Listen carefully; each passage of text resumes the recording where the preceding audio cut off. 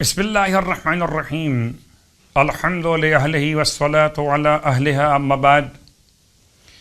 ماہ مبارکہ رمضان کی آخری راتوں کے دعاؤں کے اس پرمسرت عنوان میں 27ویں شب کی دعا تلاوت کی جا رہی۔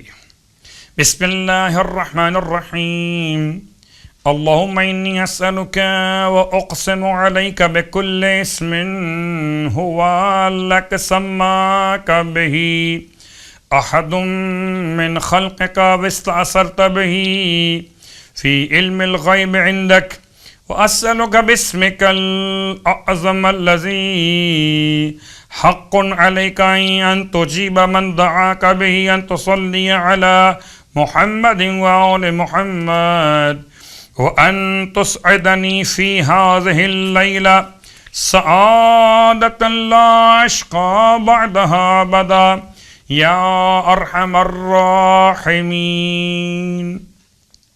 27ویں شب کی نماز 4 رکعت، جس کی ہر رکعت میں الحمد کے بعد سورہ ملک کی تلاوت کی جائے گی۔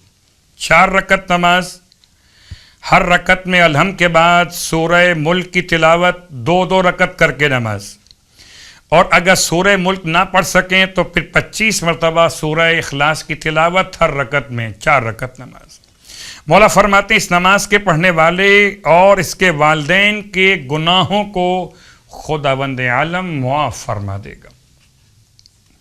اور اب ثواب، 27ویں روزے کا ثواب اللہ کے حبیب فرماتے ہیں صلی اللہ علیہ وآلہ وسلم کہ جب 27واں دن ہوگا تو تمہیں تمام مومنین و مومنات کی نصرت و مدد کرنے کا ثواب اور 70,000 بے لباس لوگوں کو لباس پہنانے کا ثواب، میدان جنگ میں 1000 راہ خدا میں جہاد کرنے والوں کی خدمت کا ثواب اور انبیاء پر خدا کی نازل کردہ ہر کتاب کی تلاوت کا ثواب تمہیں اس روزے کی برکت سے عطا کرے گا۔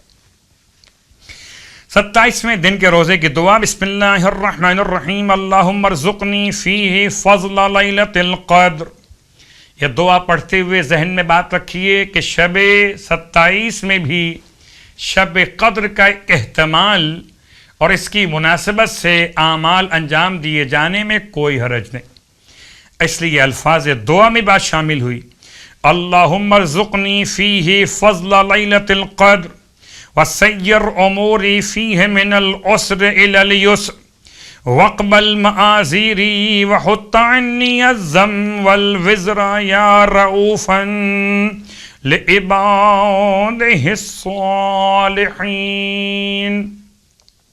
جیسے کہ اتحاد امت کے اعتبار سے 27ویں شب میں بھی شب قدر کے اعمال کا ایک حصہ انجام دینا انشاءاللہ شائستہ و مناسب تر ہے۔